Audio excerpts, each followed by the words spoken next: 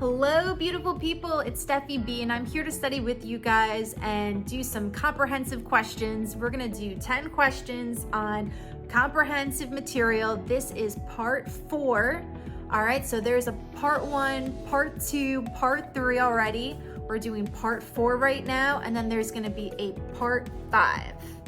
All right, so let's get started. Number 1. A nurse is caring for a client who has immunosuppression and a continuous IV infusion. Which of the following actions should the nurse take? 1. Assess the client's IV site every 8 hours.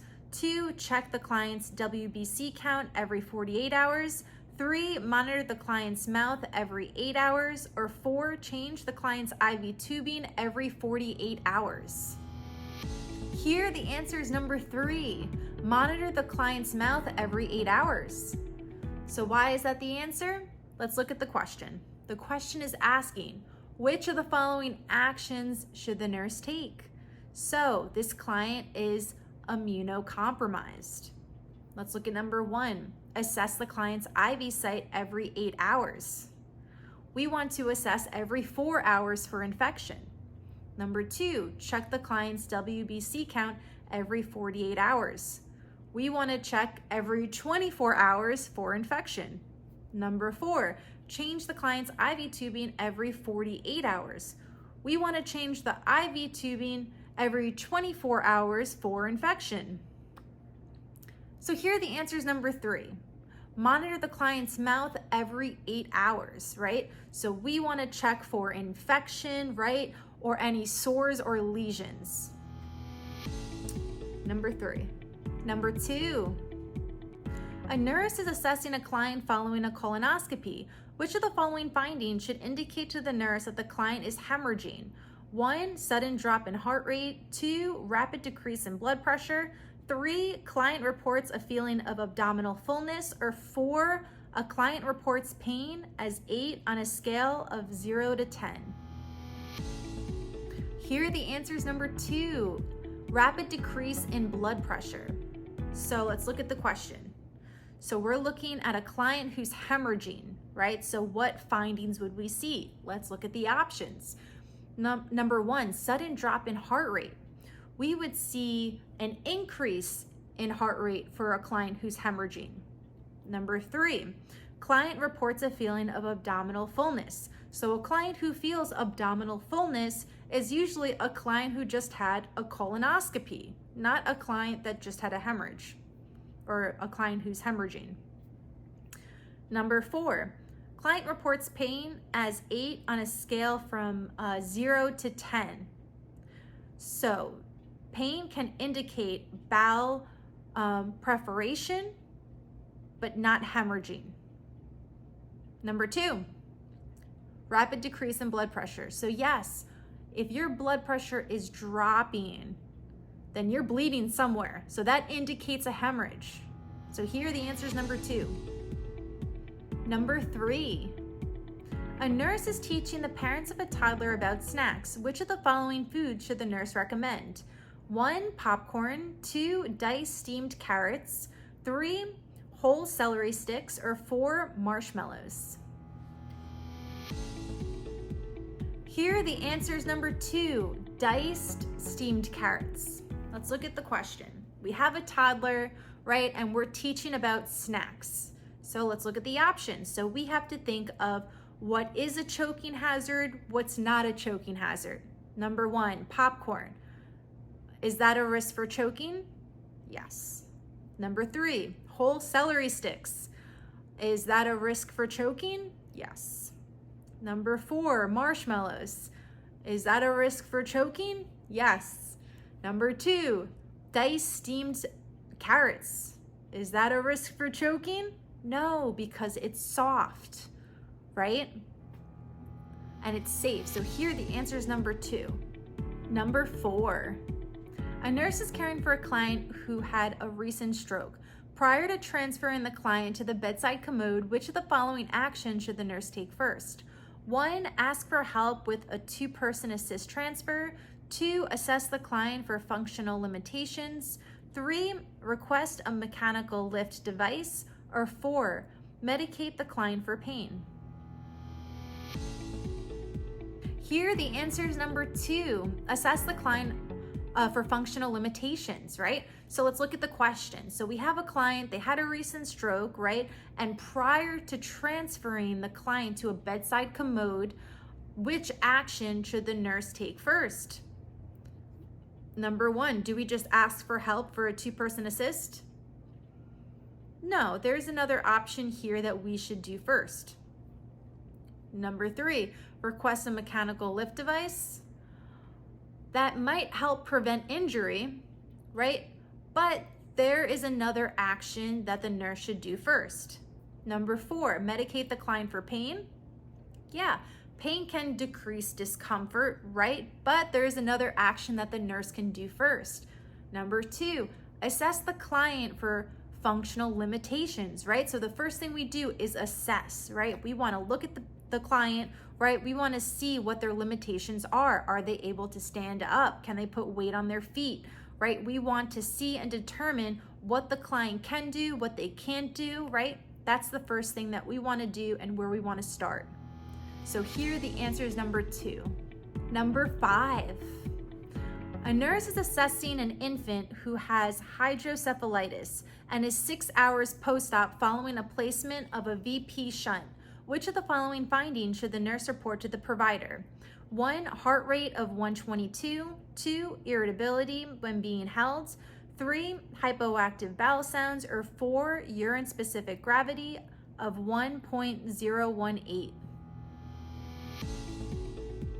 So here the answer is number 2, irritability when being held. Okay, let's go to the question. Okay, so which of the following findings should the nurse report to the provider, right? So there's an infant who has hydrocephalitis, 6 hours post-op, that just had a VP shunt.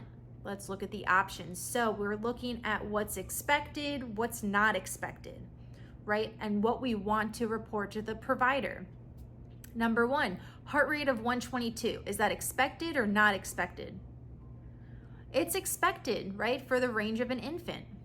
Number 3, hypoactive bowel sounds is expected, right? That's an expected finding for an infant that just had a VP shunt, right? They're 6 hours post-op. Number 4, urine-specific gravity of 1.018 is an expected reference range for an infant. Here the answer is number 2, right? So if they're irritable, right? You're trying to hold them, they're irritable. That's a sign of increased intracranial pressure, right? Which is a complication. So if we see that, we want to report that to the provider right away. All right, so here the answer is number 2. Number 6. A nurse is creating a plan of care for a client who has left-sided weakness following a stroke. Which of the following interventions should the nurse include in the plan? 1, massage bony prominence on the client's left side. 2, support the client's left arm on a pillow while sitting. 3, position the bedside table on the client's left side. 4, place the client's cane on their left side while ambulating. Here the answer is number 2, support the client's left arm on a pillow while sitting. So let's look at the question and let's see what information they gave us. So they said there's a client, they have left-sided weakness following a stroke, right? So what intervention would be appropriate? Let's look at the options. So massaging bony prominences on their left side, is that appropriate? No, that would cause deep tissue injury, right? You don't want to do that. Number 3, position the bedside table on the client's left side. Well, they stated they're weak on their left side, right? So you want to position that bedside table on their unaffected side, on their right side, and also within reach, right? Number 4, place the client's cane on their left side while ambulating. No, you want to hold that cane on the hand on the stronger side of their body, on their right side, right? So here the answer is number 2. Support the client's left arm on a pillow while sitting, right? So their left side is weak, right? So you want to put their left arm on a pillow, right? You want to prevent that extremity from hanging freely, right? You don't want to dislocate their shoulder, cause injury or anything. So here you want to support the area that's weak. So here the answer is number 2. Number 7, a nurse in a community center is providing an educational session to a group of clients about ovarian cancer. Which of the following manifestations of ovarian cancer should the nurse include in the teaching? 1, diarrhea, 2, urinary retention, 3, purulent discharge, or 4, abdominal bloating. Here, the answer is number 4, abdominal bloating. Let's look at the question. What are they asking us? Which of the following manifestations of ovarian cancer should be included? Let's look at number 1. Is diarrhea appropriate for a client that has ovarian cancer? No. So an appropriate manifestation would be constipation. Number 2, urinary retention. Is that an appropriate manifestation? No. So urinary urgency and frequency. So that would be an appropriate manifestation of ovarian cancer. Number 3, purulent discharge. So we would see purulent discharge in a client that has an STI, right? Not a client that has ovarian cancer. Number 4, abdominal bloating. Yes, that is the answer, number 4. So an early stage of ovarian cancer, a client will experience abdominal bloating, right? Abdominal girth, pelvic pain, right? Urinary frequency and urgency, right? So here the answer is number 4. Number 8. A nurse is caring for a client who has bipolar disorder. The nurse observes that the client is becoming increasingly restless. The client is pacing the unit and speaking rapidly, frequently using profanities and sexual references. Which of the following actions should the nurse take first? 1, provide an opportunity for the client to express their feelings. 2, move the client to a quiet place away from others. 3, state expectations that set limits on the client's behavior. Or 4, administer a PRN dose of Haldol to calm the client. Here, the answer is number 2. Move the client to a quiet place from others. Why? Let's look at the question. So the question is asking us, so which of the following actions should the nurse take first, right? Let's look at the options. So all the answers are right answers, right? But what are we gonna do first? The first thing we wanna do with a patient that's bipolar, they're restless, they're pacing, they're speaking rapidly, they're being inappropriate, is we want to remove the client, right? Bring them to a quiet area, right? So we want to decrease the risk of injury to others, right? So here the answer is number 2, move the client to a quiet place away from others. Number 9, a home health nurse is providing teaching about infection prevention to a client who has cancer and is receiving chemotherapy. Which of the following statements by the client indicates an understanding of the teaching? 1, I will leave my drinking water out of my fridge for at least 1 hour or so. It will be room temperature. 2, I will clean my toothbrush in a dishwasher once each month. 3, I will take my temperature once each week and let my doctor know if it's high. Or 4, I will walk for short distances throughout the day. The answer here is number 4. I will walk for a short distance throughout the day. Let's look at the question. So the question is asking, so which statement indicates an understanding of the teaching? So the client has cancer and is receiving chemotherapy. Let's look at number 1. I will leave my drinking water out of the fridge for at least 1 hour so it'll be room temperature. No, we do not want to leave our drink out longer than 1 hour, right? Because it'll increase the risk for infection, right? So that water can be contaminated with bacteria, right? So we do not want that. Number 2, I will clean my toothbrush in my dishwasher once each month. We want them to clean their toothbrush in the dishwasher once a week, right? So that's going to reduce the risk of transmission of bacteria. I would never clean my toothbrush in a dishwasher. I would just get a new one, but that's just me. This is ATI, so we're sticking with this. Number 3, I will take my temperature each week and let my doctor know if it's high.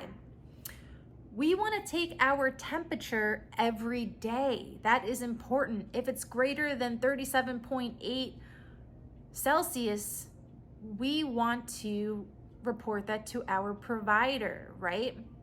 So that can be an early sign of infection. Number 4, I will walk short distances throughout the day. Yes, we want to do that because it'll reduce pulmonary stasis. So it'll prevent respiratory infection, right? We want to keep them moving, right? So here the answer is number 4. Number 10, a client who's 24 hours post-op following abdominal surgery refuses to ambulate. Which of the following actions should the nurse take first? 1, ask the client to rate their pain level. 2, assist the client to change positions. 3, administer a PRN analgesic medication. Or 4, explain the importance of early ambulation. And the answer here is number 1, ask the client to rate their pain level. So let's look at the question. This client is 24 hours post-op following abdominal surgery. So all the answers are right. So what is the right answer, right? So what should the nurse do first? What is the first thing that you want to do? Assess, right? So let's look at number 1, ask the client to rate their pain, right? So if they're refusing to ambulate, there is a reason why. We want to understand first if they're having any pain. So the way to find out if they have any pain, we want to ask their pain level, right? So we're going to assess their pain. So here the answer is number 1, right? Because number 2, number 3, number 4, so changing positions, administering medication, telling them the importance of early ambulations are all great interventions, right? But before we do interventions, we need to assess. So here the answer is number 1. All right, guys, we are all done with the 10 questions on comprehensive material, part 4. All right, so there's going to be a part 5 coming up. And guys, keep doing questions, and thank you for studying with me. If you want to like the video, leave a comment, go ahead. And guys, good luck. All right. Bye, beautiful people.